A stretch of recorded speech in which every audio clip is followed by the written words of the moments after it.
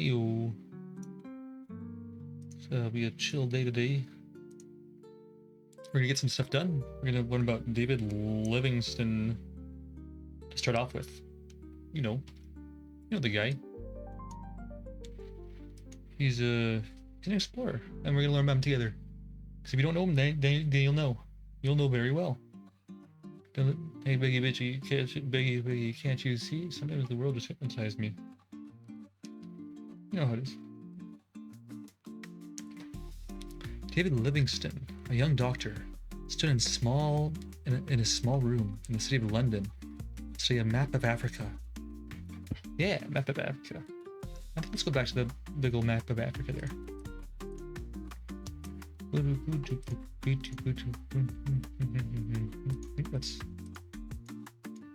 we go, there's the freaking map. Map of Africa. In a short time, he would be sailing to the southernmost part of the continent to be a medical missionary. On the map, all this. Maybe I'm talking too softly. We gotta talk more. Yeah, too much bossa nova. I turn on the bossa nova a little bit. There we are.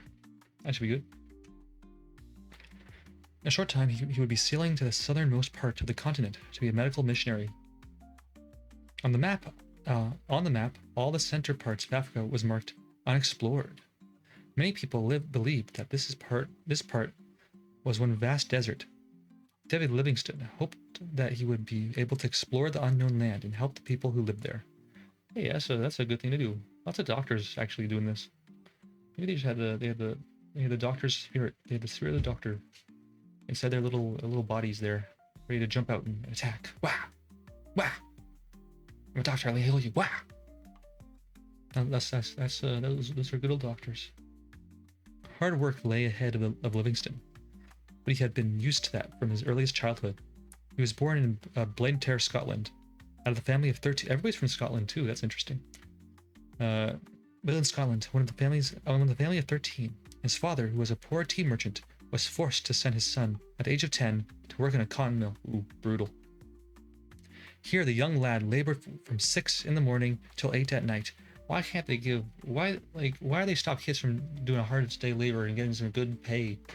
You know, back in the good old days, Livingston, he had to work the fucking cotton jig from 6 till 8. That's nothing. These kids today, they have it too easy. Getting free food from, well, actually they don't get free food anymore in America, but in Canada they get free food. Oh, they get housing and clothing. No, they don't deserve that. They need to go back to the cotton mill. Those stinking kids. Freeloaders, I say. Freeloaders. David bought himself... Okay. From 6 in the morning till 8 at night.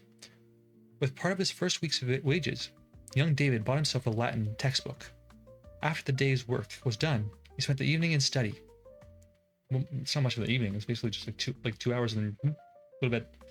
When he was ready, he left work and went to college, where completing his training, he graduated as a doctor. Good job, Livingston. Kind of skipped over a lot that happened there, probably, but not the most important part of his life. To us, maybe to him, but to us, the most important was Africa, exploring the big old Africa. When David Livingston set out for Africa, few people came to the docks to wave farewell to the unknown young medical missionary. His ship sailed south along the coast of Europe and Africa till it reached Cape Town near the Cape of Good Hope. Also, he's starting off down here. This guy's starting right over here. There's a little tip, little peeking little tip of Africa there, the formed chode of Africa. After landing, Livingston traveled northward to a black settlement where he spent 6 months learning the language of the people with whom he planned to work. So what's the settlement? Is it that little guy? Is it near the Clyde? No, can't be here. Can't be near Noragami. Nagami. Al Nagami. Livingston's bravery did much to win the love and respect of the blacks. Well, not the blacks, I guess the Africans. I shouldn't say blacks, the Africans. They're using a different word, so I'm just defaulting to that. But yeah, since they're African, we're gonna go to Africans now. I'm gonna switch that word we can't say anymore to Africans. On one occasion, he was told of a lion which for some weeks had been terrifying the villagers, killing their cattle and attacking women and children. Livingston decided that he would rid the country of this killer. One day, he spied the lion in tall grass, and raising his gun to his shoulder, quickly fired both barrels at it was a double barrel shotgun. The lion, however, was only wounded, and as Livingston was reloading his gun, the beast leapt at him. Its sharp teeth sank into his shoulder. Ooh, brutal. And it tossed him about as a terrier does a rat. An African servant seized Livingston's gun and fired. The angry lion left Livingston and grasped the servant in its fierce jaws. Another African who had well, now they're saying African. When they just start with saying African? Why did they make me change the fucking words? That's annoying. Who attempted to spear the great beast was in turn pounced upon and badly mauled. Then a great shiver passed through the monster's body and it fell to the ground, dead. The bullets had done their work. Well, maybe it was a spear too. That kind of, people. A lot of things can kill people. They just don't always kill you fast, but you'll die. Livingston had been severely wounded. The lion's teeth had splintered the bones of his shoulder. Ooh, that's fucked. He's fucked. In time, he recovered, but he carried the scars of this attack for the rest of his life. He had no shit. His probably shoulder didn't work too good either. That sucks. News of the White Doctor spread through the many tribes of the Africans who lived in South Africa. He traveled among the Hottentots, the Bushmen, and the Bantus, healing their sick, teaching them how to make gardens and tools, and telling them stories from the Bible. Yeah, I think there's a lot they're not saying here in this book. I think there's quite a bit. Sometimes he showed them pictures using his magic lantern. Most Africans feared white men, but David Livingston was loved by every African with whom he worked. I guess that's the way of a doctor. You might start hating them, but at the end of the day, they drain your abscesses, and they put their fingers up your bum, and that's what we like. Thank you, doctors, for shoving your hands where we don't want to put them. After spending 8 years as a missionary among these tribes, that's a long time, Livingston decided to explore the land to the north. The journey took him over the dry, hot Kalahari Desert, where the only people were little dwarf-like bushmen. I don't know about that, but let's continue. Maybe these were ancient hominids that went extinct. Who knows? The heat was unbearable, and water was very scarce. One day, the party looked far ahead and saw before them what they thought was the glistening water of a lake. When they reached it, they were bitterly disappointed, for it was only white salt sparkling in the bright sunlight. Later, they came to a lake of fresh water, Lake Nagami. Oh, that's where that is. That's Lake Nagami's right here. Ooh. Where are my little mouses? He's right there, little guy. Lake Nagami. Where I lost my little place there. Where are you, my little place? Show me where you are. Ooh. We came to the lake of freshwater, Lake Nagami, a fine sheet of water. But here swarms of mosquitoes tormented them, and they journeyed on. Yeah, malaria. At last, David Livingston reached a rich land of grassy valleys and deep forests. Here he found a fine tribe of Africans with whom he soon made friends.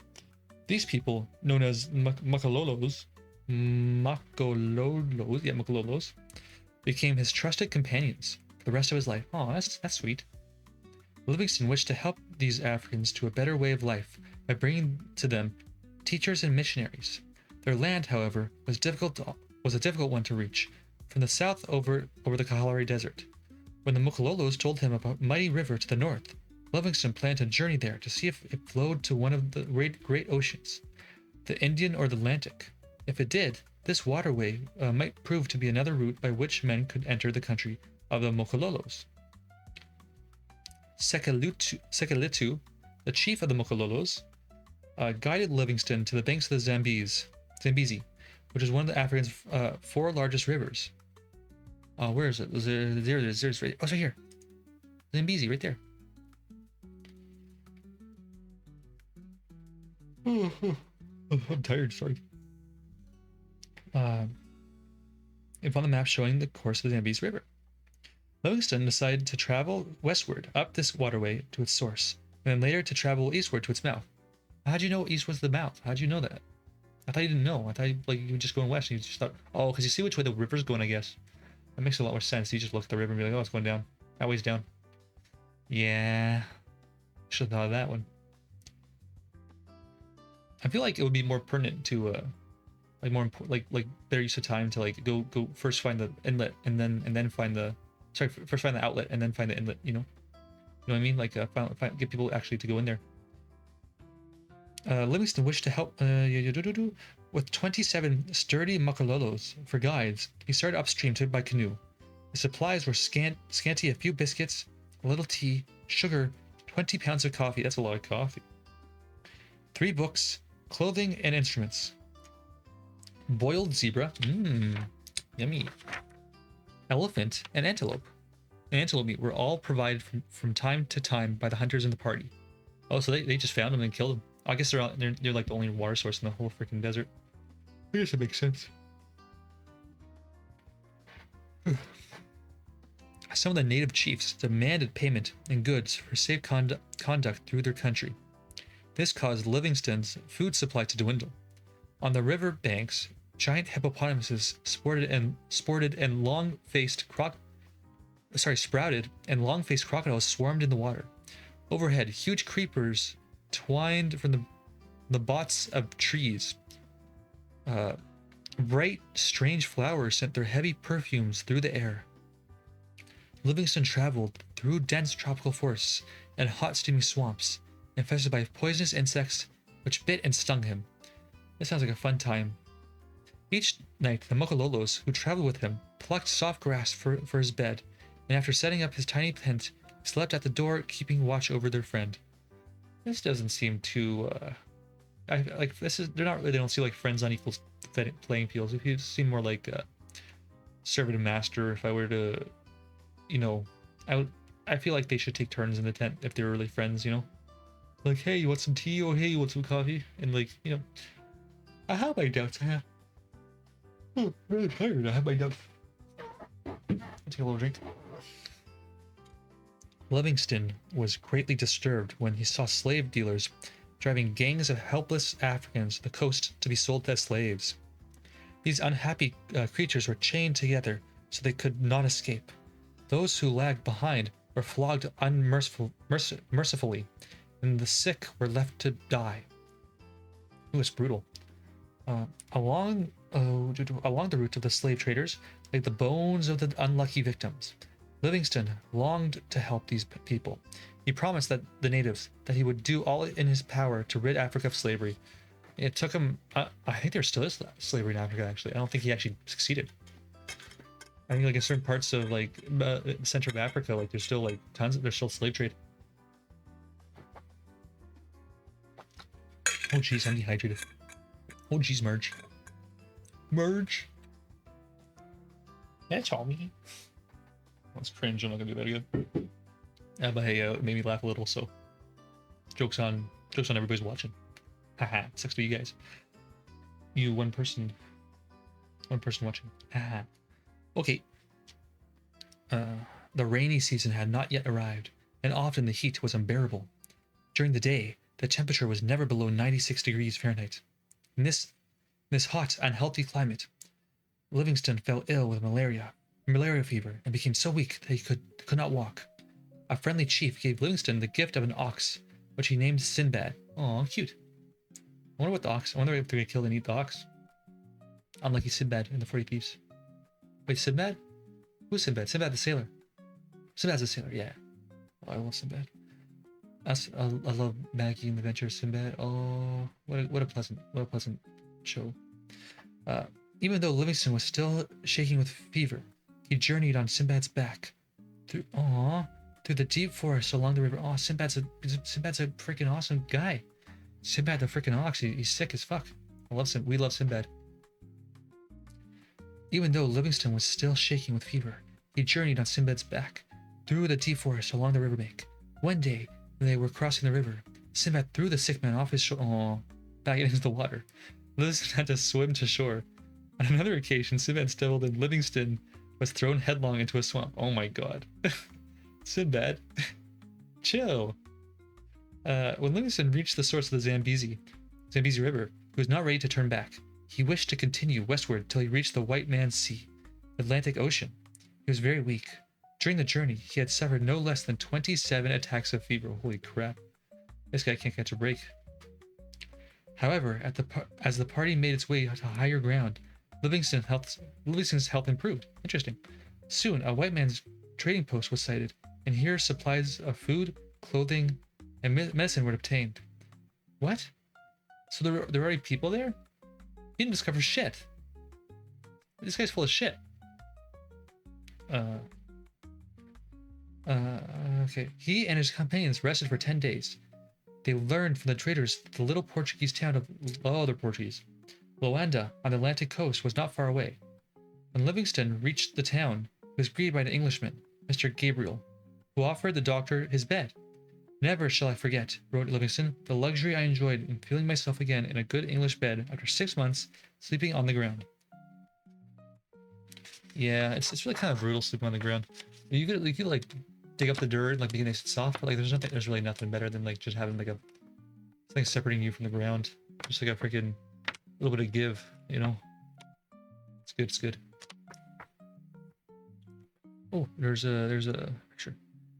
Bruce and Abizia. He saw great herds of white milk cattle with long horns. Ooh, okay. I don't know who that Bruce is there. The native language of the banks of the... No, that's not what... Slave caravan. Here it is, Livingston and Victoria Falls. Livingston was offers passage back to England on a British warship, which was in the harbor. But he refused, for he had promised to take the Mokolokos back to their home.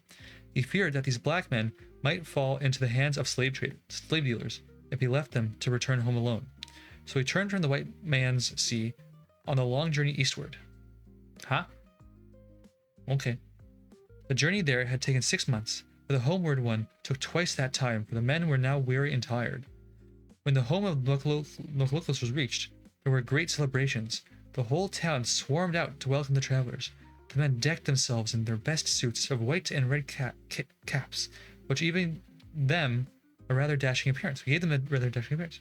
Many evenings were spent telling of the places they had visited, the strange sights they had seen. Livingston rested for a short time before he set out again on his travels. He wished now to follow the river Zambezi eastward to its mouth. Let's look back at the. Okay. So he went I went to Ladon. Oh, he went all the way over there. He went freaking far, this guy. He went from there. He went from whoop, whoop, whoop, whoop, whoop, whoop, and he went right here. Wow. All the way to Ladona. So he found one way in. Oh, he's gonna go the other way now. That's nuts. This guy's nuts. He's freaking nuts.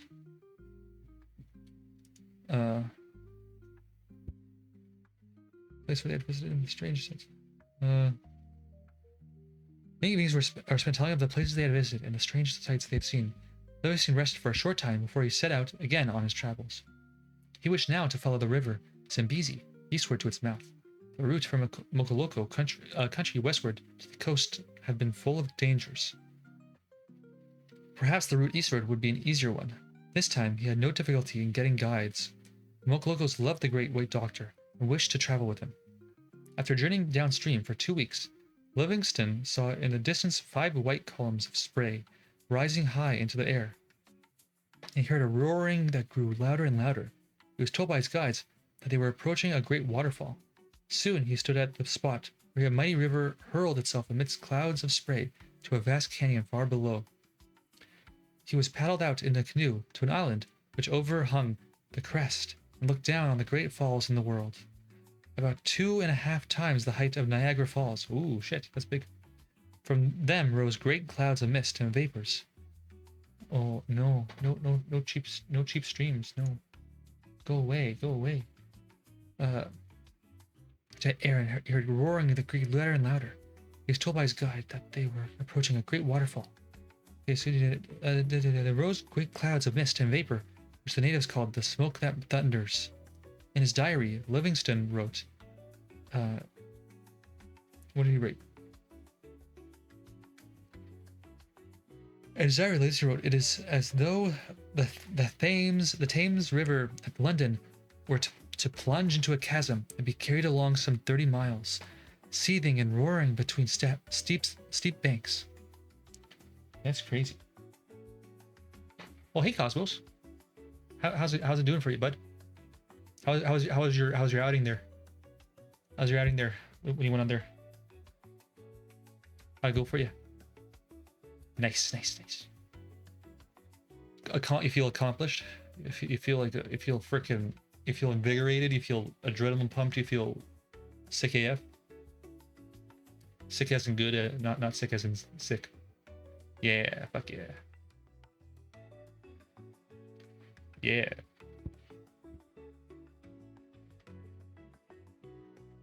Okay, we're learning about David Livingston.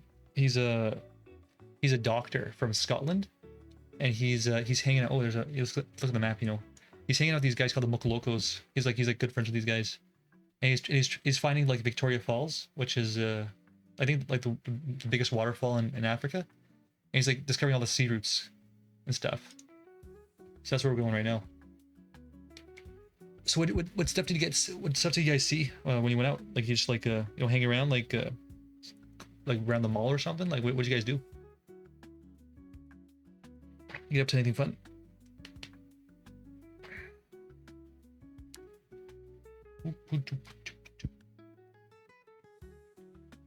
Ooh. Where was I? The chasm carried along some 30 miles. Seething roaring. Okay, Livingston was the first white man to behold this wondrous sight. He named the waterfall the Victoria Falls in honor of Queen England. Yeah, there we go. Victoria Falls. We were supposed to go to the mall to get stuff for our homecoming week costumes. Ooh, nice. But what happened instead? What was the big twist? The big twist of your adventure? We ended up just going to Spencer's and Hot Topic. Okay, gotcha. You get some good art stuff though. Spencer's is art, right? I don't know what this Hot Topic is like. It used to be like very like specific, like very specific goth culture stuff, like Invader Zim, and like goth apparel, like bats and shit. I don't know what it is now. I think it's just like all like pop culture things now.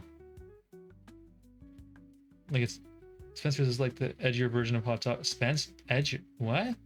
Okay, I gotta look this up now. Spencer's. I thought Hot Topic was like used to be like this, the super edgy thing. Spencer's. Block.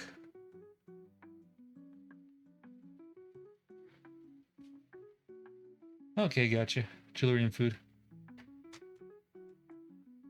That's a good day. That's good. You're gonna be decked out. You're blinged out. You're decked out. Blinged up. So that sounds fun. That sounds fun. It was a successful day. Successful day. Yeah. I got some earrings my mom wouldn't let me buy. Nice. See, it's gonna be a little bit independent. The freedom is nice. The freedom is good. If I ever wear them, I'll have to leave the house first. That's funny. You just say they were a gift from your friend. You don't even get to lie to her. Actually, you shouldn't lie. It's not good to lie. I take that back. Don't lie. Just hide them. Yeah.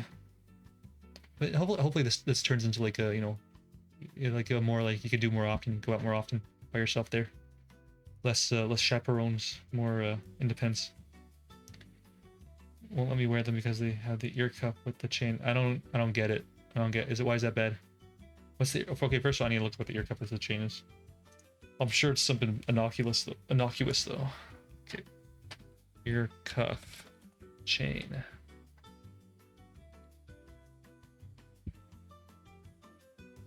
Yeah, that's like boring. Like the worst thing that could happen is someone like pull it, like they pretend to be like a truck driver. They pull the little chain like choo choo, like a little train, and then like your gets like ripped off. But like that's not gonna happen. They'd be sick in the head to do that. Who would even think of that? That's crazy. I remember my grandfather, God rest his soul. He told me that if I ever got an earring, he would rip it out. He would rip it out my ear. That's what he told. That's what he told all my cousins. She thinks that it's gonna somehow get stuck in something. Yeah, exactly. Unlikely, but it could happen. It happens. I know. I think there's somebody I saw get their earring ripped off, right out of their ear. Like it got cut on their clothing and like a ripped out of their like little, and they have like a little scar now on their earlobe. It happens, but it's not common. Like you just be aware of it. Like it's usually usually it'll be like you're rubbing up against somebody or like you turn your head real quick and it gets like caught on like a hanger or something. But just be careful. It's not. It's rare. So rarely happens that like an earring gets ripped out. And it's just like statistically, just if you just wear it not that often, it's less likely going to happen. Statistics. Doesn't mean it's not going to happen. You can still get your ear ripped off. You never know. But yeah, I'm glad you got your ear cuff, your ear cuff. Like as danger prone as I am, I've never gone any eating earring stuff. Yeah, I get you. Yeah, it's unlikely. It's not like it's very rare that actually like earrings get ripped out of ears. If it was more common, people would stop wearing earrings. That's my 2 cents. That's my 2 little pennies. My nickels, my nickels, and my dimes. I wouldn't worry too much. Well, I guess you're not worried, but you know what I mean. You know what I mean. It's chill. Just don't let people yank on your ear chain. Fingers stay out of the ear chain, and you're good. Weakness and fever again attacked him as he journeyed on down the Zambezi. Many of the oxen which were used to carry the heavy loads had died. Oh, that sucks. I'll have to show my haul. Yeah. Put in the Discord. We'll take a look. We'll take a little gander there. We'll take a wee gander. They had been many of the oxen were okay. They had been bitten by a small fly, which in Africa even today brings death to cattle, oxen, horses, and dogs. Aw, was it malaria? When I'm not gonna look it up because it's probably something I know. Nah, but I'm not gonna look like because I'm tired, not because I'm lazy. Oh, no, I'm lazy. Okay, I'm lazy and I'm tired, and they're synergistic. So together, I'm not gonna look it up. But if I was not tired, I would have looked it up. I would have been like, oh, let me put the energy in. Right now, I'm just too tired right now. I'm gonna stop streaming so much. I realize I can't. You stream every day, it fucking wipes you out. So I'm just gonna do it like 3 times a week or something. Oh, I'm gonna focus more on trying to make the quality better though. What was I talking about? Okay. When attacked human beings, they fall ill with sleeping sickness. What is this? What disease is this? The insect is about the size of a common housefly. Oh, I need to look at the Discord. I forgot about that.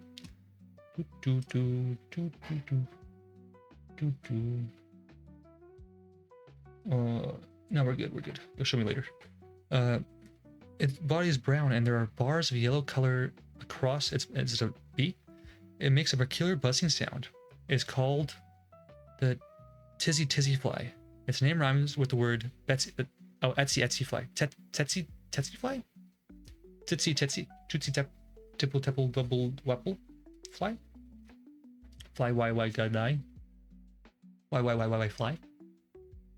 It rhymes with the word Betsy. Etsy. Set. Okay, I'm not gonna figure out how to say that. Oh, there's a picture of the flag. Oh, here's the Victoria Falls. Tetsiti. Tetsiti. Tasiti. Betsy Tatiti. Tasiti satati. Huh? Let's look at. Okay, actually, let's look that up. I don't even know how to say that.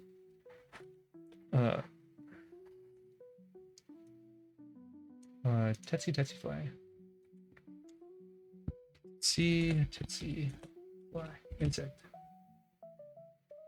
How do you say this? Let's see, Latin. Titsy.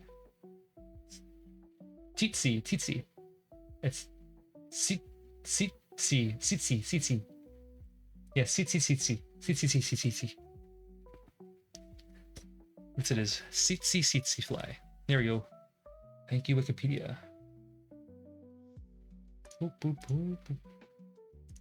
Here we are. Oh, let's look at the fly. There it is. There it is. There's our guy. Fly guy. That little bugger. Bugging us, killing all those things. Kills the dogs, kills the horses, kills the oxen, kills the cattle. Sucks to be an animal with these little insects flying around. I wonder why they kill them. Do they eat them? Maybe they eat the carcasses. Maybe that's what it is. Kill cannibal flies. Oh, sorry, carrion flies. Food became scarce, and the party was forced to live on zebras that the guides were occasionally able to shoot. One morning, the weary travelers met a band of white men. They had been sent from a Portuguese settlement on the East African coast to find the Great White Doctor. The Great White Doctor is this guy. What's his name? Livingston. Because he was apparently he's really chill, and everybody really liked him. But this is a book from the 1950s, so who knows what the truth is? We'll just take its word for it right now, because it's all we got right now. I'm sure he wasn't that bad. He made some sus statements though. I don't really trust him though too much. Oh, for now he's good. For now we'll trust him. Okay. Let me see. Zebra's Great White Doctor. They brought with them fresh supplies of food, clothing, and medicine. Livingston related that he then sat down to what? Livingston relates that he then sat down to the most refreshing breakfast I have ever partook of. Oh, good for him. Probably got to eat something good. No more zebra meat. Zebras are like are very closely related to donkeys, so their meat's very tough. Like you wouldn't want to eat them. They're like more aggressive donkeys. They're not so fun to be around. I know somebody who tried. I don't know someone personally, but I watched somebody try to tame a zebra, and it did not go well. Like the thing did not participate, and apparently he's been trying to do it for like years and years and years. It just doesn't work. It doesn't work. They're too wild. They're not willing to chill. But donkeys are freaking chill. Yeah. You almost got your hand bit by a zebra? Where were you allowed to pet a zebra? That sounds insane. Who let you do that? Who let you pet a zebra? Or like where is this? This doesn't seem good. You need to shut that place down. Don't tell me it was a petting zoo. That's I hope it was a petting zoo. Maybe like an illegal like Tiger King situation, but like a petting zoo? Nah. That's crazy. Don't go there. You gotta tell me the story of how that happened. Food became scarce. Livingston had been 16 years in Africa. Oh shit, that's a long time. He thought that it was time for him to return home to Britain. With sad hearts, the Makololos, this is the tribe he hung out with. This was his best friends. He basically lived there for like 8 years. He loved them so much. Promised that they would stay at this very place and wait for him. Ooh. Okay. In first grade, my school took us to a safari thing. The little dummies, we were a bunch of kids stuck our hands out. Oh my god. That's so bad. That's so bad. That's so bad. Why would they let you, why would they even let the windows open? Oh, jeez. Okay, good. Because do they have upper teeth? I don't think they have upper teeth, but it would still freaking hurt. It still hurts getting bit by a horse. I got bitten by a horse once. On the show, it wasn't really like a real bite. It was like a little nip. He was like, "Hey, go away," because he was kind of like he was an old racehorse, so he was kind of like a not aggressive, just like high strung. So he gave me a little nip. He was like, "Hey, you're my way," and I was like, "Oh, you bit me!" Oh, and I freaked out and I ran away. But no, really, he was just telling me to move aside. That's what they do. If you get bit by a horse, like they really they chomp down on you and they throw you around. It's scary. Animals are scary. Big animals are freaking frightening. You should respect animals. They need to teach. Again, I guess if they still take kids on those safari trips, they should really teach them to respect them animals, because they're not to be messed around with. They don't respect. Sorry, they kind of demand respect. Most animals demand respect, actually. Even dogs, they're like, "Hey, give me a little bit of respect." They're very tolerant dogs, but they still demand respect. You know, like mutual respect. Lucas, yeah. Okay, they kept this promise faithfully. Oh, good. So they did wait for him, and I guess something bad happened. We're gonna find out if something bad happens, but I hope nothing bad happens. In a few days, he made his way to the coast. Hall is posted. Okay, let's check it. Let's give a little gander there. A frickin' gander are we? We're goose and ganders. Geese and ganders. Check this shit out. Yeah. Hey, fun. Oh, very colorful. I was expecting like a Hot Topic, like deep, dark, edgy. These just look fun. Yeah. Ooh, little stream sticker, nice. What's this shark say? I don't know where I am. Can't. Let me zoom in. Or what I'm supposed to be doing. That's funny. Oh, a school of squirmels. Hey. I was. Oh, I got. Well, let me. I've been posting a squirmel that I found on Twitter. I found it on my walk home, and I've been like posting little posts about it on Twitter. Like I have like a picture of it in my bed. I have a picture of it like in a tree. It's awesome. Let me pull down. I didn't think to put in the check this out Discord. Let me put that in there. Let me do that. Let me pull that out.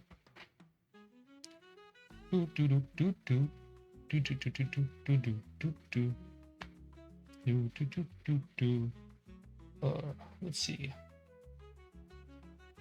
Here, I'll show you. Manage. Where's the little things? Where's that little guy? There he is. There we are. Here. Here, I'm gonna show you. I'm gonna show you what I got. Boop, boop, boop. Yeah, okay, and it's in there. I found this little guy, so I was posting them on trees and stuff. I was like, hey, I was like posting like little tweets, made a little story about it into Twitter because they're trying to advertise and stuff. But I just got a bunch of art scammers instead. Wasn't very effective. I still had fun doing it. Still a good time.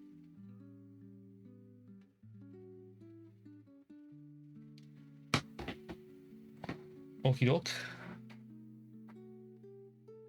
Let's get back to that book then. In a few days, he's made his way to the coast. Okay, in a few days, the news. The coast. Spread through the town and. Yeah, thank you. He's got a little invisible string attached to him, so you can like pretend to like have him move and stuff. I'm sure you've seen him before. Like it's the earrings. It's like the earrings you got there. They're very fun. Like I think they've been around for like over like 50 years or something. Like they're like old, like the swirmels or the little magic worms. I think they're called. Oh, dude, I love orange. Orange is my favorite color. That's sick. My friend has a curtain made of worms on strings. That's hilarious. What does that look like? Like the squirmel worms, like the wormies. Oh, that's really cool. Where do you get all these worms? How do you that's a lot of worms. That's a lot of pipe cleaner worms. It must have taken a long time to put that together. But definitely worth that. That's really cool. So I guess it's just it's part of your little thing there. Having them guys. It's a fun little inside reference for you. That's really nice now thinking about it. It's nice to have things like that, like oh I got like like the pet rock or something. It's good haul. Looks sick.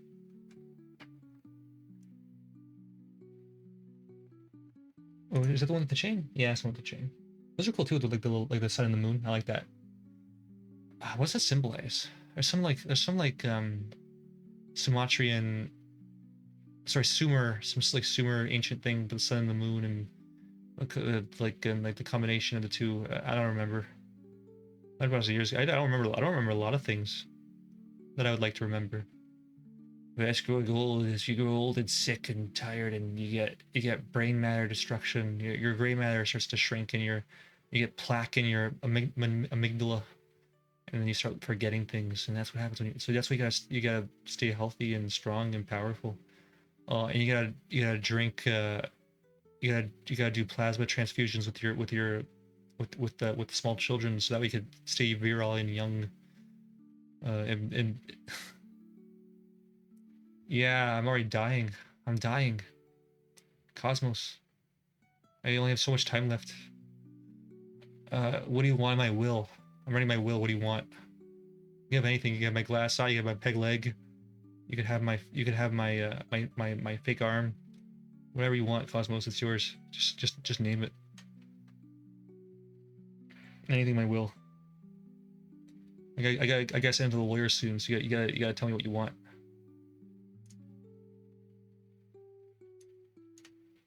Oh. I'll take your arm and peg leg so I can buy expensive stuff. What do you mean you can buy expensive stuff? How does this get you expensive things? You gonna sell my arm and peg leg? Like, what do you mean? Oh, so you can be fancy, you mean? You're a fancy person. A cost. You got me. You totally got me. Oh, that was so funny. No, that was good. That was good. I didn't see that coming at all. No, that was good, Cosmos. You're a comedian. You're funny. That was definitely worth it.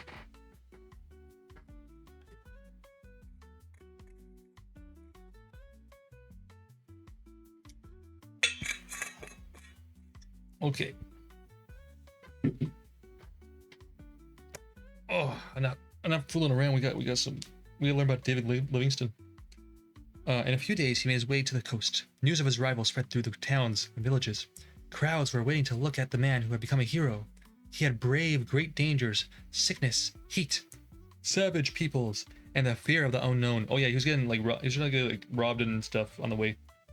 It was a scary time there. It's scary to explore. He had returned alive. He had also traveled down the river Zambezi, from its source to its mouth, and he had traced an easier route by which men could reach Central Africa. Now, that's useful. Is having that river route. Because now like you could bring supplies in. You could get all sorts of good stuff going on, and lots of slave trading. This was a big part. They're not going to mention in the book because obviously it's for children, but there's lots of this is like a major route for slave trading because like these tribes there in Central Africa, they were pretty cut off, right? So it was easier for people to sell other people there. Like it was just easy, and they're more willing to do it too. It was really screwed up. But let's see if they mention it in the book though. From its source mouth, he had traced an easier route by which man can reach Central Africa. His were the first maps of this unknown part of the Dark Continent. See, he's a doctor, and he hates slave trades, but he was a major contributor to it. So how's that for irony in there?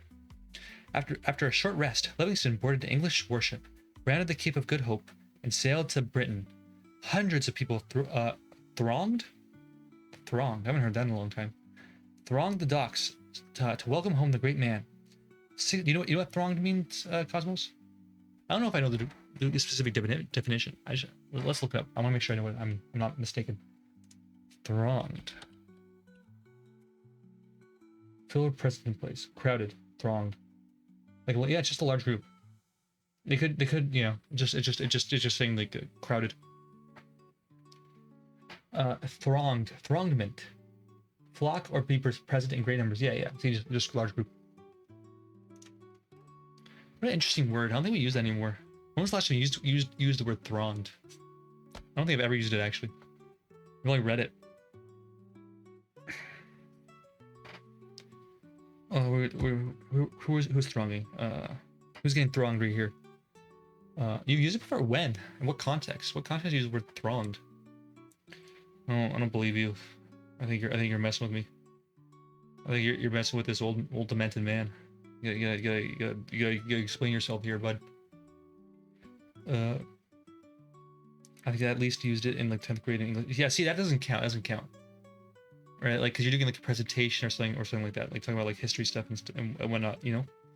Well, I'm talking like in like everyday use, like for work or for like when you're talking to your friends or something. Not for like educational purposes. Have you like used it in like a normal sentence? Like, oh yeah, they're thronging him. Oh look, there's Justin Bieber. He's getting thronged. Who's a modern day, who's a Gen Z uh person who, I'm Gen Z, but you know, I don't really know anything. Who's a Gen Z person who's like popular and stuff who get thronged. You don't really throng people anymore. Everybody's thronging. Who are you thronging?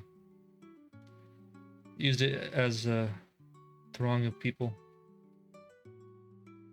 Yeah, like honestly, I think it's a word we don't need to use anymore. We just say crowded. They crowded him. There was a big crowd. Like it's a useless word actually. Well, I don't know. I guess it's fun to say though. It sounds like thong. That's funny. A throng. Oh, throng. I think a good mouthfeel. Maybe we should start using it again. Actually, I changed my mind. I'm gonna start using thronged again. You're gonna throng. No, I know. We're gonna throng the donut shop. And we're gonna throng the donuts, and then we're gonna get all the donuts. Yeah. Ooh. There was a throng of people at the ice cream shop the other day, and I really wanted to get ice cream, but I know as an adult you're like, oh, I shouldn't get ice cream because you're gonna regret it for the rest of your week. And so I was like, yeah, I'm not gonna get the ice cream. But then like I was watching them. There's like corn ice cream, there's like avocado ice cream, like all these interesting ice creams. So I really want to try that. But alas, I had when you're an adult, you're your own parent when you're an adult, and you're like, nah, no ice cream for you today, loser, stinky guy. No ice cream for you. You don't deserve it. Well, you always deserve ice cream, but you don't need it. It's bad for you. And you're like, oh, okay, and you leave. Yeah. Do not try avocado ice cream. Why not? Is it bad? What does it taste like? I hear it's fine. I hear it's fine. It's gross. Maybe you just try gross avocado ice cream. Maybe talk about that, huh? Maybe you just try gross ones. Maybe it's not that bad. Now I have to try it. See, you just told me not to try it. Oh, now I gotta try it. You challenged me, Cosmos. You've challenged me. So next time I walk by that ice cream shop, I'm gonna try it. The only good flavor of it is lemon. What? Why is there lemon in the avocado? Wait, so there's lemon in the avocado ice cream? What are you talking about? You're making stuff up. You're not making sense. Explain yourself. You're talking nonsense. Why is there lemon in the avocado ice cream? You gotta explain that, bud. I'm gonna finish this paragraph though. As 16 years before. No, I don't know. Oh, are you talking about avocado flavor? Yeah. What are you talking about? What do you want about here? About like, is there like a special like avocado ice cream, or is it like a sorbet? You mean? I think you're talking about sorbet. It makes more sense. If you're talking about lemon, I think it's sorbet. Hundreds of people thronged the docks to welcome home the great man. 16 years before, he had left his native land, an unknown medical missionary. Now he returned the most famous explorer of his day. Everyone looked on him as a hero and a saint. Queen Victoria summoned him to Windsor Castle. From his lips heard the story of his travels. Remembering the sad lot of slaves, Livingston spent much of time speaking and writing of the open sore of slavery. Thought you meant ice cream made out of avocados. Yeah, it is ice cream made out of avocados. Like the flavor is avocado, so like there has to be avocado in the ice cream. Like there's still milk and sugar and eggs and blah blah blah blah blah, but there's also avocado. Like there's still gotta be like, you gotta use real ingredients in your real ice cream. Like you can't just be like chemical plant in your body. What's the point if you can't, like, the flavor's nuanced? No, like no milk avocado. Ew, gross. No. No, thank you. No, thank you. You gotta have milk in there. And it ain't cream if there ain't milk. If I don't say. People try to scare me off by like, hey, you shouldn't drink milk. You don't have the enzymes to digest it. Oh, you shouldn't drink milk. It's got like pus in it. It's like first of all, I do have the enzymes to digest milk because I never stopped drinking it. And second of all, there's pus in everything. Literally, there's pus in your meat. There's pus, and there's also like vegetable pus, which is like sap. There's like why are you scared of these things? Like, of course there's pus in the milk. They're animals. We're animals. There's pus in us. And there's like diseases and like horrible bacterias all over it, crawling over our bodies. Like, why are you scared of a little pus in your milk? Like, seriously, like get over yourself. Like, that's like the worst reason to not drink milk. Like, the best reason is just, like, morality. It's like, I don't want to support animal cruelty. It's like, yeah, okay, that makes sense. Don't drink milk. But like, if you're just doing it from like a health standpoint or from like a ew, yucky, grossy, that's like gross. That you're dumb. I have to say it, but you gotta face the facts here. It's either you're a moral person or you're just wrong. Okay, my mom tried to make me eat it when we first found out I'm allergic to milk. Oh, I'm sorry you're allergic to milk. I love ice cream so much. Uh, like full on allergic, like you'll get an allergic reaction, or like intolerant, like you'll have the diarrhea.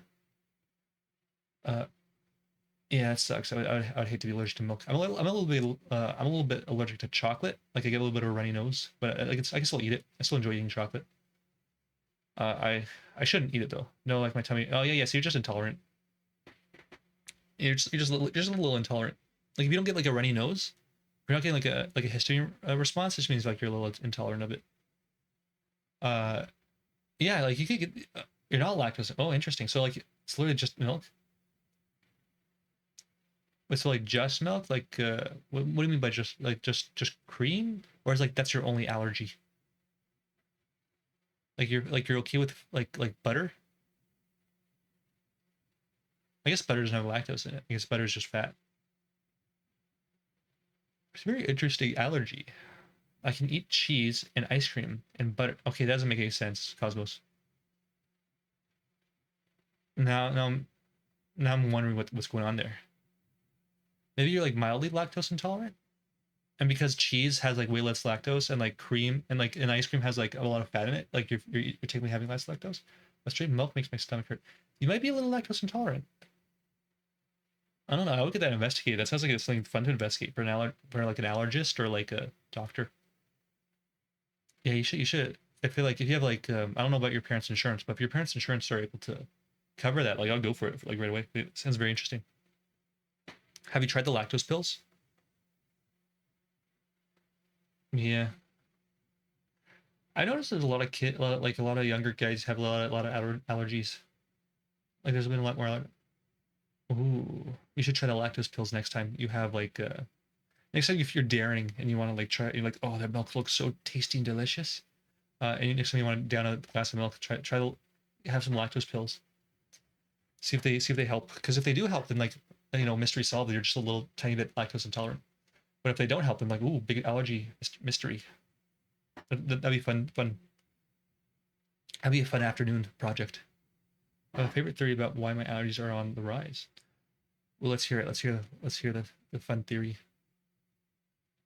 I'll read the first paragraph of David Livingston's second journey, because he goes on many journeys. He goes on many journeys. This guy, I think he's on three. He has three journeys.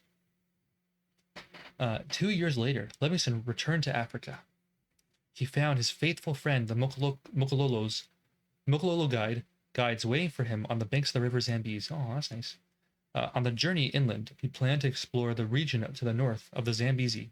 Money for this expedition had been provided by the British government. In return, my tracking's going nuts. In return, Livingston was to make careful maps and, if possible, start trade with the natives. With him, he had a steamer. Oh, it's like, oh, it's me. Oh, streamer, almost streamer. A steamer which the native nicknamed Ma. Oh, it's a boat. A steamer's a boat. Ma Robert, after Miss what Miss Miss Livingston, the mother of Robert Livingston's son. Oh, who? What? When did he get wife? This is news to me. The boat had been taken to Africa in sections and was put together when the river was reached. Well, that's really cool. Livingston and his guide, okay, my chair needs to be quiet. In the Ma Robert made their way up the Zambezi to to a tributary which flows in the main stream from the north. Today, the tributary is known as the Shire River.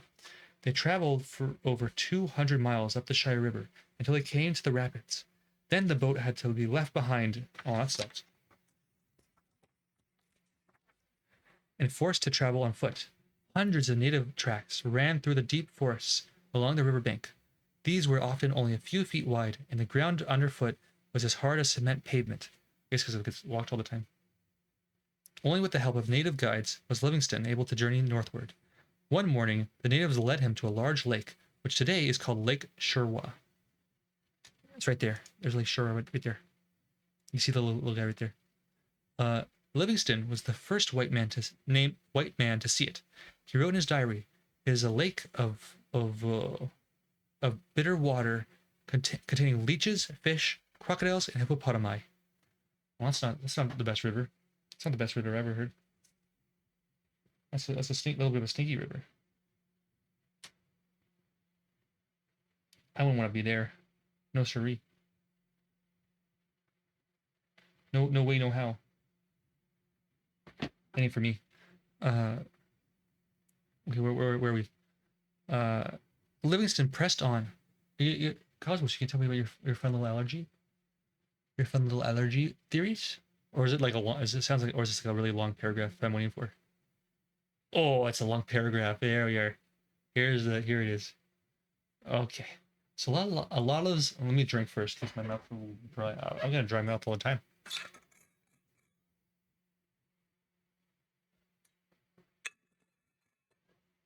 There we go. So lots of scientists believe the reason allergies are becoming more common and severe is because first world countries don't usually get parasites. Basically, parasites create and make your body release chemicals and hormones that subdue your immune system.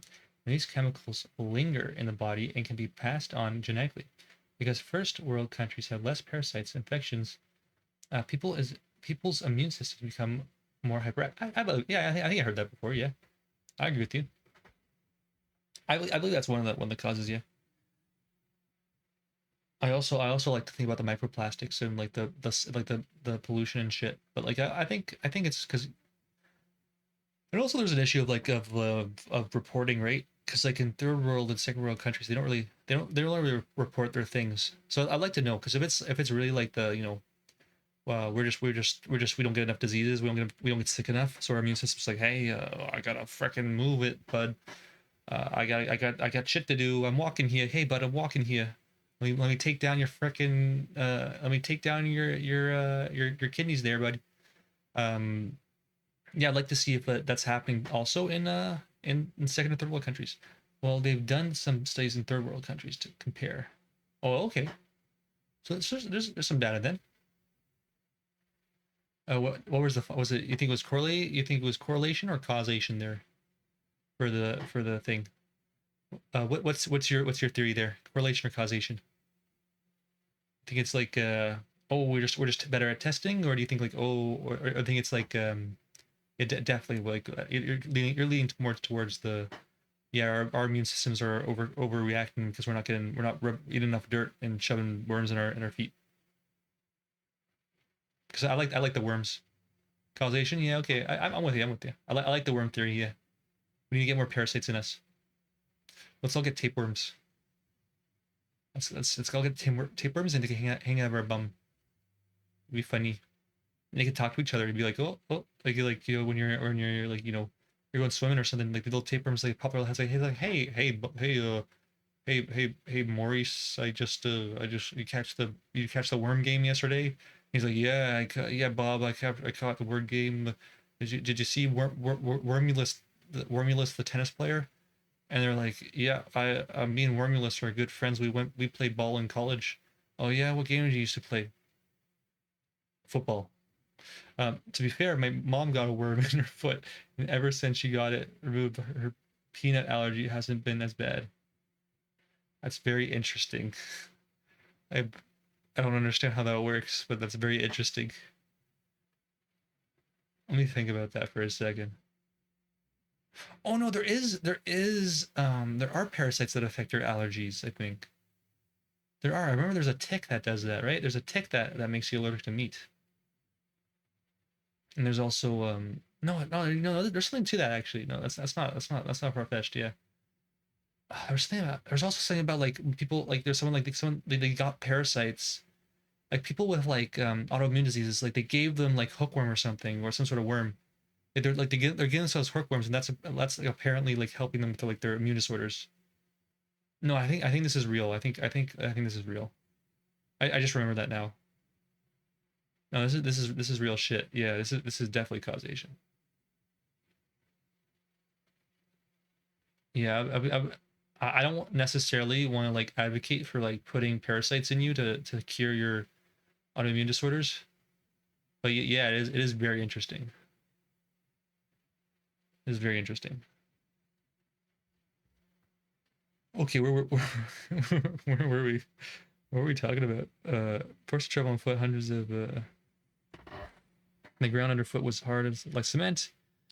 Uh, Only with the help of the native guides was Livingston able to journey northward. One morning, the natives led him to a large lake, which today is called Lake Sherwa. Livingston was the first white man to see it. Runa's diary is it's the I mean yeah. Livingston passed on to the north. Oh, not like death, but like passed on to the north to the Lake Nyasa. Where's that? Oh, it's right here. There he is, right here. Look, right there. He's like, oh, hello, hello, Lake Nyasa.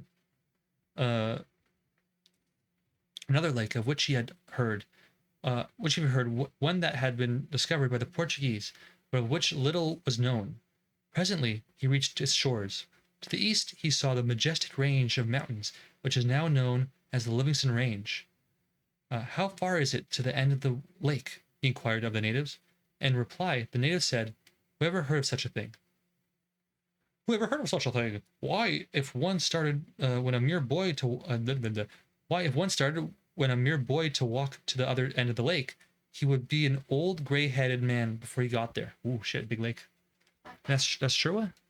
Where was it? Where was it pointing? I was just looking there. Yeah, where's Sherwa?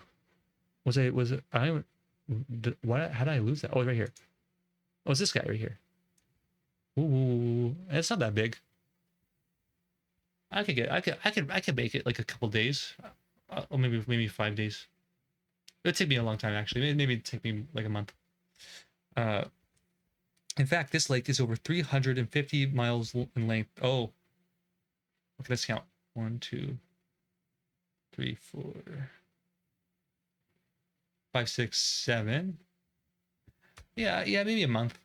Maybe half a month at most. Half a month at least. I like if I went really fast, I could do it in half a month. Uh, okay. We'll find like oh no, Niesa. I was looking at the wrong lake. Oh, it's this guy. That's smaller. I could do that in like a minimum half a month. Not so big, not so big.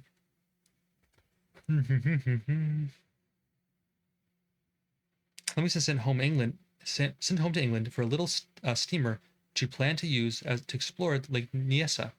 Miss Livingston came to stay with her husband at the time the boat arrived. The unhealthy climate proved too much for her, and 6 days after her arrival, she took malaria and died. Ooh, that sucks. That's like the worst. That's horrible. Sucks to be Livingston. She was buried by her broken-hearted husband beneath the large baboa tree. Livingston launched his boat. The lady. Oh, how do you keep going after that? Jeez. The Lady Nyasa, and mapped out many miles of shoreline. But his wife's death had been a terrible blow to him. His supplies were running low, and he had little money left to buy more. In a few months, he returned to the coast and later sailed to England, where he presented his map and writings to the British government. Ooh, that's so brutal. He continued to tell the people of the Britain of the cruel slave trade and of the African slaves being forced to carry ivory from Central Africa to the coast. Livingston said that the only savages in Africa were the slave traders and not the kindly African people. So true. Really, you know, if they're saying this stuff back in like the 1850s, you know, I think actually this is around the time they abolished slavery in England, is around the 1850s. I need a fact check on that. I don't have to fact check, but you know, you never really know. Okay, in 1886, Livingston returned to Africa. He had crossed Africa from the west to east. He now planned to travel from the south to the north, and if possible, to find the source of the River Nile. I don't think you're gonna find that there. I think you're gonna miss it. No way you find the River Nile there. To journey downstream and to reach its mouth at the Mediterranean Sea. This time, he set out from Zanzibar in East Africa. Where's Zanzibar? Oh, it's right here. Here you are. Here's Zanzibar right there. Hello, Zanzibar. What ventures are you? Do you have hold for Livingston? We're in East Africa with a party of 36 men. 13 of these were native of India. The other were Africans. Many of the Africans were to act as guides.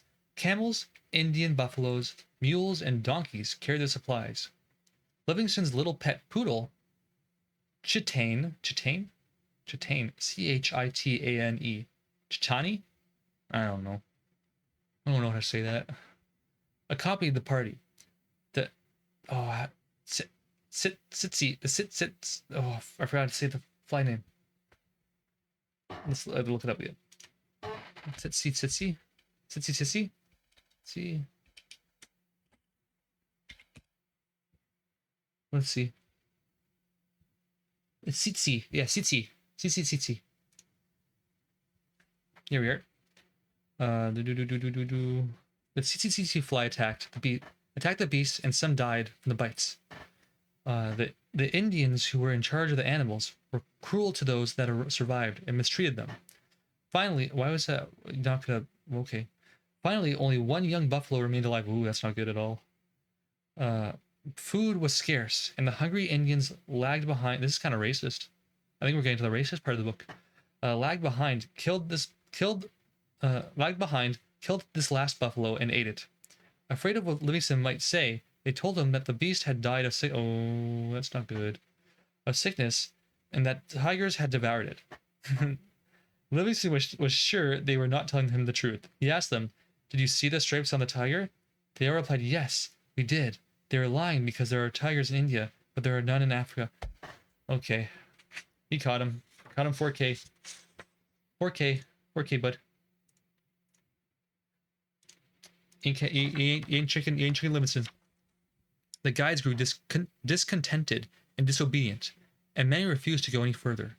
Some returned to the coast, spreading the news that Livingston had been killed by a band of Zulus. The guides had taken many of the Livingston supplies with them. Dude, this is not going good for Livingston. He's having a shit time. In spite of these setbacks, Livingston and a few faithful followers journeyed on into the heart of Africa. Their food supplies was only a little corn and some goat's milk. Two more disasters that upset Livingston greatly came upon him at this time. First, his little dog Chitani. Well, who saw that coming? Really, you know, if you bring a little poodle into the freaking Africa, where all the freaking flies kill giant animals. I wonder what's gonna happen to the dog. While swimming through a marsh, was drowned, and soon after this, his valuable medicine chest was stolen. Okay, Livingston, you're having a bad time. I think it's time to pack up and go back home. With only 5 men left, the little party struggled on. Why? Shit's horrible. Go back home. Each day, Livingston grew weaker, and at last his men had to carry him in a swinging cot. But he still would not give up and return to the cot. Why not? Like, everything's going wrong for you, bud. Go home. Many months passed by, and now no news of Livingston reached the outside world. Nothing had been heard from him for 4 years, and it was feared that he was dead. A search party was sent out by an American newspaper, and Henry Stanley was chosen to lead the expedition. He was told to bring information about Livingston, if living and if dead, to bring home his bones. After months of searching, Stanley heard from the natives stories of a good white man was near the lake Tanganyika. Tanganyika, where's that? What's right here? This little guy right here.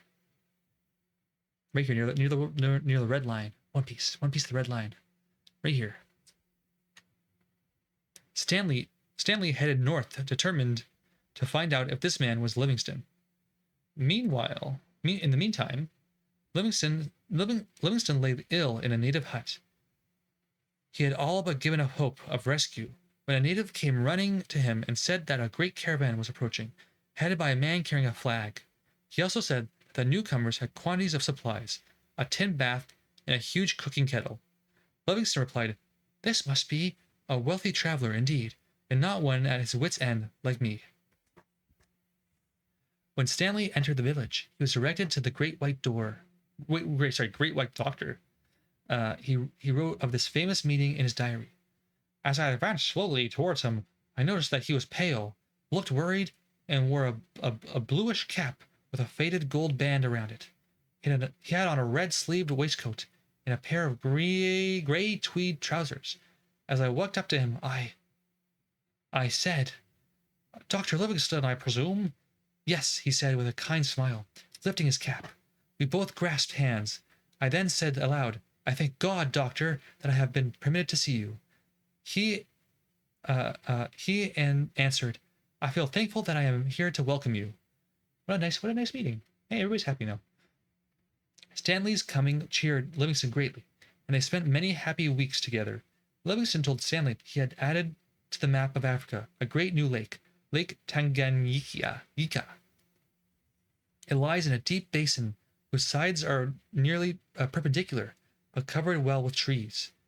Down some of the rocks came beautiful cascades, while buffaloes, elephants, and antelope wander and graze on the more level spots, and lions roar by night. In the morning and evenings, huge crocodiles may be observed quietly making their way to their feeding grounds, and hippopotami snort by night. Oh, there's a picture. Here they're meeting. There's a meeting. Everybody's happy. Yay, big American flag. Woo, America. Fuck yeah. Gonna save your motherfucking day, yeah. America. Okay, traveling westward, he related he had discovered a large river which he believed to be the Nile. The natives called it the Lualaba. Yeah, America, yeah. Yeah, he found the Lualaba though. That's pretty cool. Okay, let's go back to the map and see if you see where the Lualaba is. It's right here, which is not the Nile. This is nowhere close to the Nile. This is very far away from the Nile. Nile's whoop, and he's like whoop. Yeah, he's nowhere close. Yeah. Seeing how ill Livingston was, Stanley tried to make him return home to Britain. Livingston explained that he had not finished his work, which was to find if the Lualaba flowed into the Nile. He also said that he would never again leave the African people whom he loved. With a heavy heart, Stanley prepared to go back to the coast with the news that he had found Livingston, but that he had not persuaded him to return home. Before he left, Stanley gave Livingston fresh supplies of clothes, medicine, and food, and cotton cloth, and beds for the native peoples. Stanley then bade his friend farewell. The two parted never to meet again. Well, that's too bad. Next year, Livingston set out on his last journey. His health was failing fast. For 9 months, he and his men traveled on through endless swamps. The rainy season came and Livingston was unable to travel further. Early one morning, Susie, his servant, found Livingston's body by the side of his bed. His head was buried in the pillow. He was dead. The sorrowing Susie buried Livingston's heart under the shadow of a great tree and carved his name on the bark. His body was carefully wrapped in a great roll of bark and placed in a heavy cotton cover. This was tied to a pole, and the Africans carried the body of the great white doctor for hundreds of miles to the seacoast. There, a warship took the precious burden to England. Livingston was buried in Westminster Abbey. On his tomb are to be found these words: "Brought by faithful hands over land and sea, here rests David Livingston, missionary, traveler, For 30 years, his life was spent in an unwearied effort to evangelize the native races, to explore the undiscovered secrets, to abolish the desolating slave trade of Central Africa. Oh, poor Livingston. But hey, at least eventually his dream came true, and that's all we can really ask for, is to have our dreams and our dynasties respected. We can learn about Henry Stanley. Let's see how much is left, because we can still do it. We could go like another 30 minutes or an hour. Let's see. Ooh, this is long. Oh, I don't know. Wait. This is like a lot of reading. I think we have to end it. I don't think I could do this. I'm not really good. I'm not. Let's think. Okay, so that's 1, 2, 3, 4, 5, 6. 6 pages of straight text. I could do that in an hour. I could do that. I could do that in an hour. We could get this done.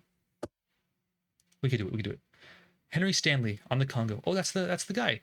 That's the guy we were just talking about. That's his friend. That's Livingston's friend.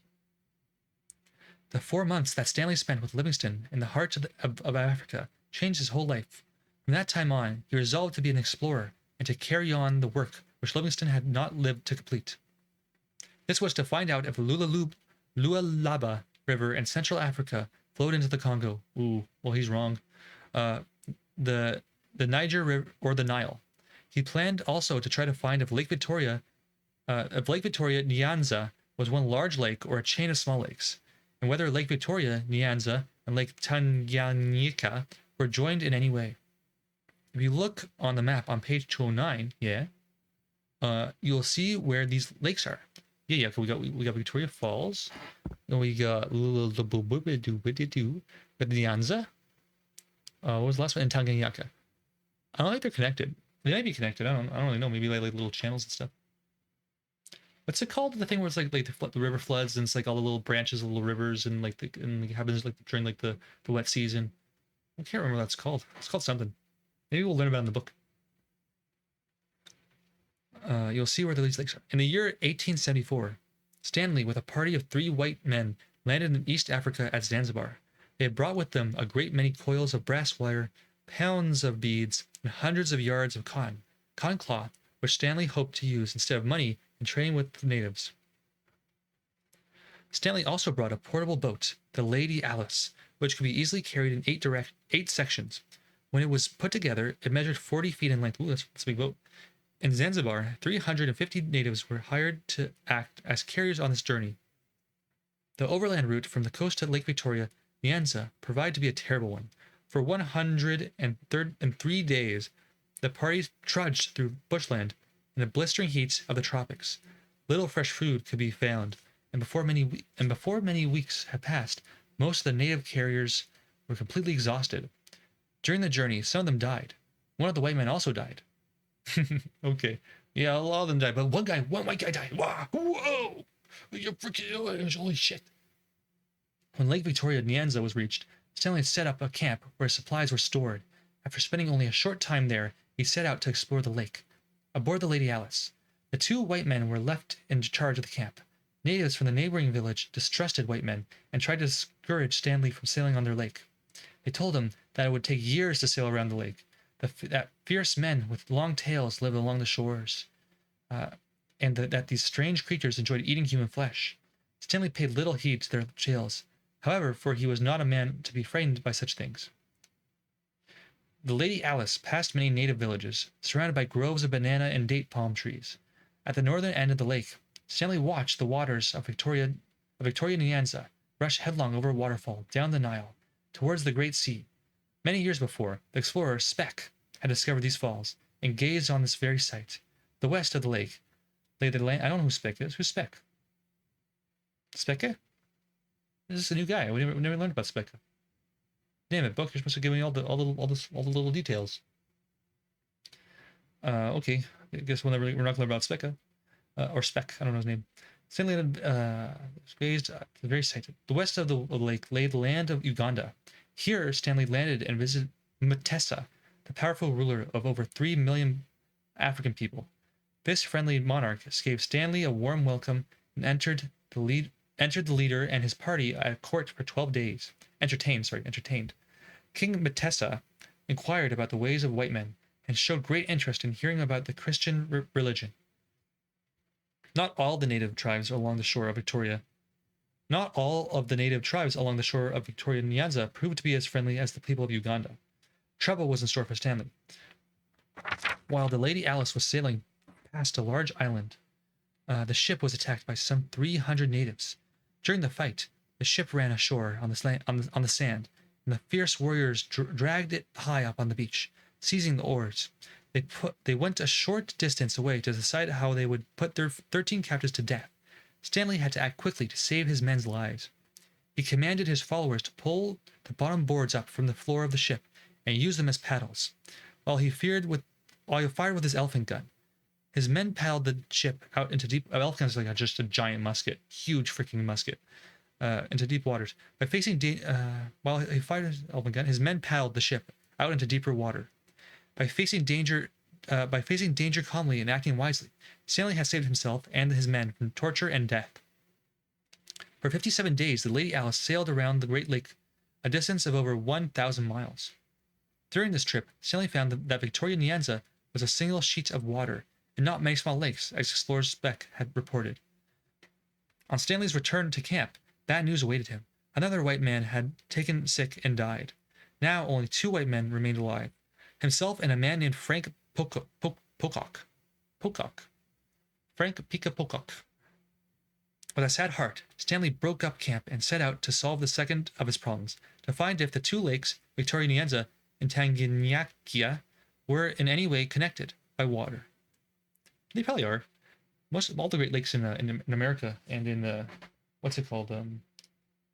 America and Canada. That's where I live, Canada. I should probably remember that name. They're all connected. Like they're all connected by all the way up to the mountains there. And that's why they're so great, because they're all together. They're all one. Woo.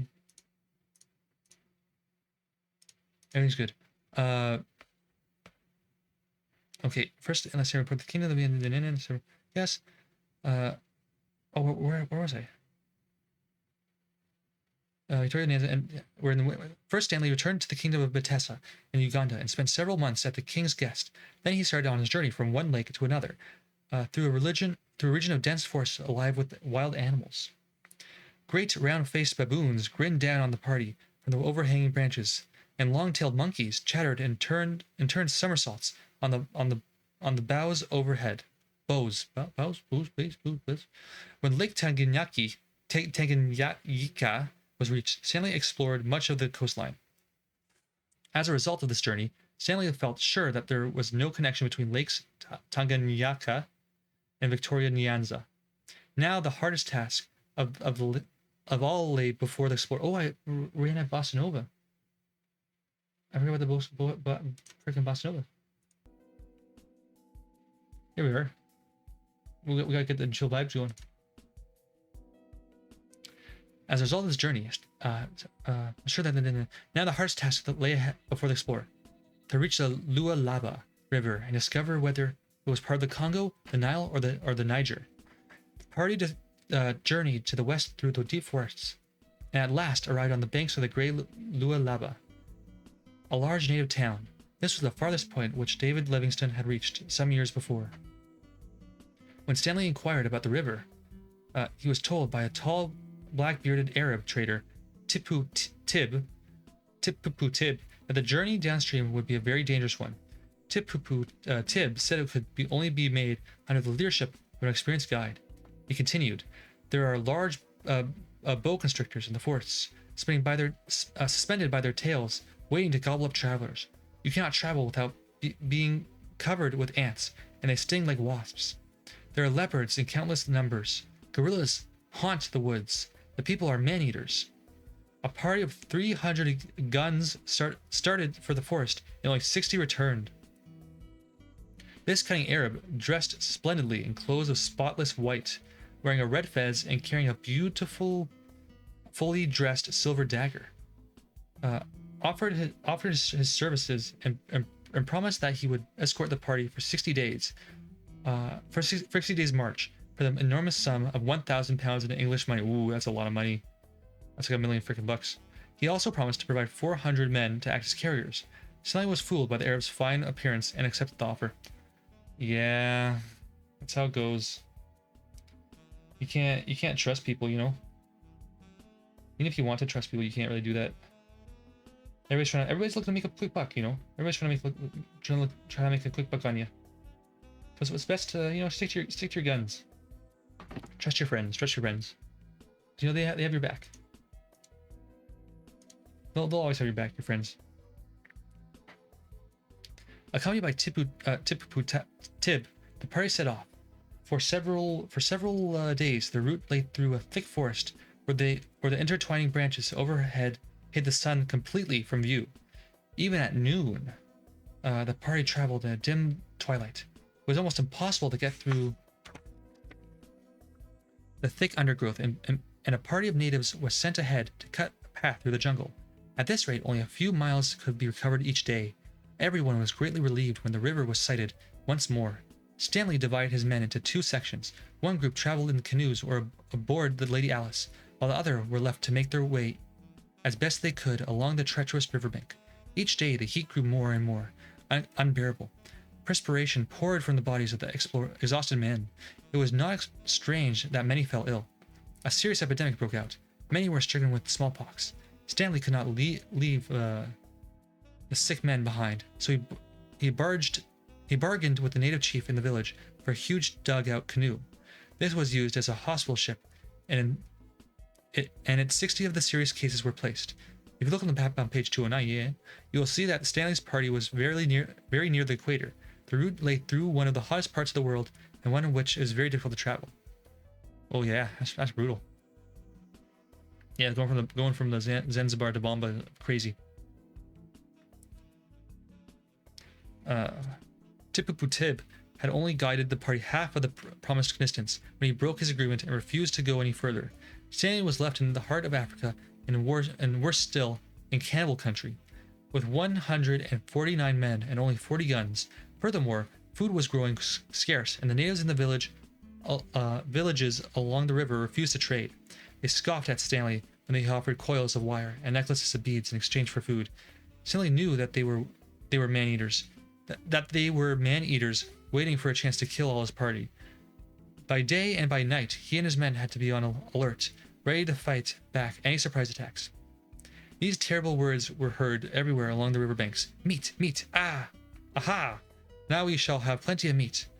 One of Stanley's men counted on 186 human skulls lined up in a double row along the main street of the one village. Damn. That's horrible. One morning, a roaring sound was heard far off in the distance, and the explorers knew that they were approaching rapids and waterfalls.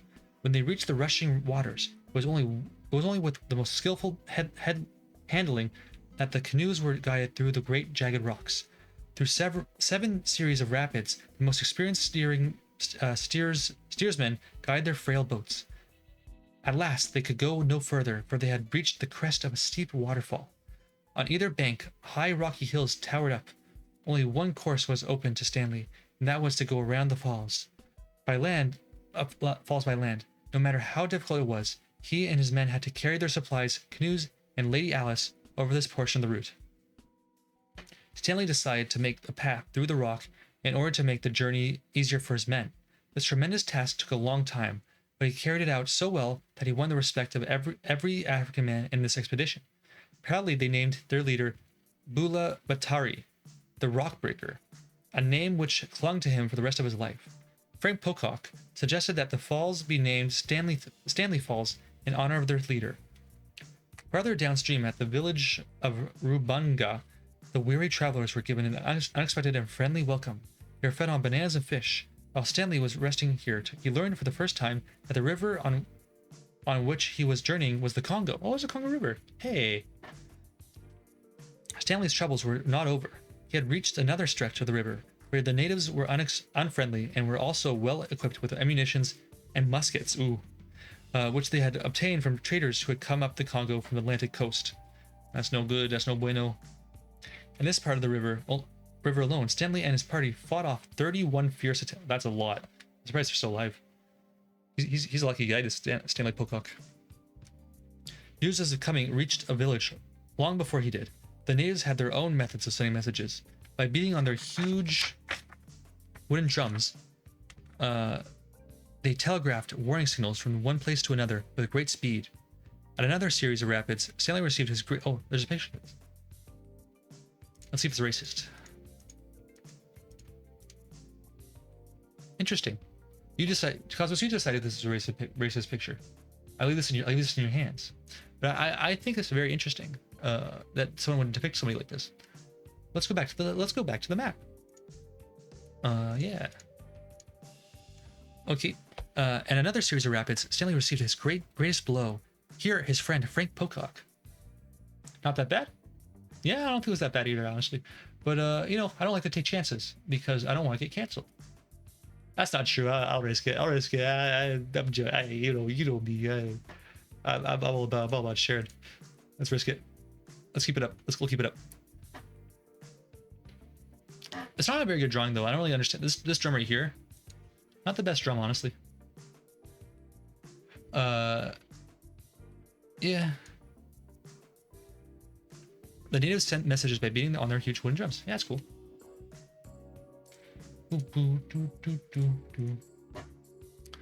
Frank Pocock was traveling by canoe because he had an injured foot. Was drowned. The canoe struck. At another series of rapids, Stanley received his greatest blow. Here, his friend Frank Pocock. Oh no, Frank, who was traveling by canoe because he had an injured foot, was drowned. The canoe struck a rock and was tossed into the swirling whirlpool. It was never seen again. Oh, that sucks.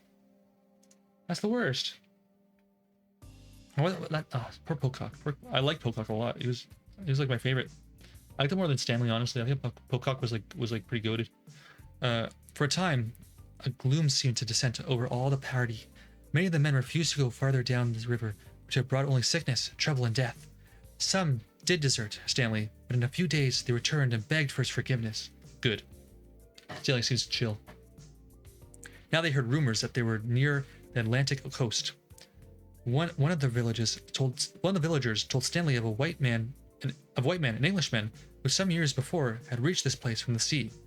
This news cheered everyone when Stanley learned that more rapids lay ahead on the Congo. Okay, This news cheered everyone. When Stanley learned that more rapids lay ahead on the Congo, he decided to leave the river and make his way overland to the ocean. His ship, the Lady Alice, was of no further use to them, and he decided to leave it behind. "Farewell, brave boat," he cried. 7,000 miles up and down broad Africa, thou hast accompanied me.